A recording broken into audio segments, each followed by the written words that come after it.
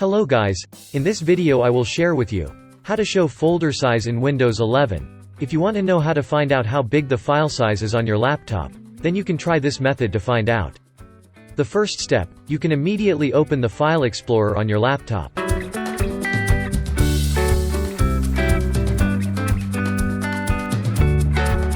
Please search for the file or folder you want to know the file size of. Okay, let's give an example of one of the folders in this File Explorer. Let's see what the file size is. To do this, you right-click on your mouse, then click like I clicked here. Here the size of the folder will be visible, and you can consider leaving some files or deleting them. Okay guys, that's how to find out the file size on a laptop. I hope you like this video. Don't forget to click subscribe, and press the bell button so you don't miss any videos uploaded on this channel.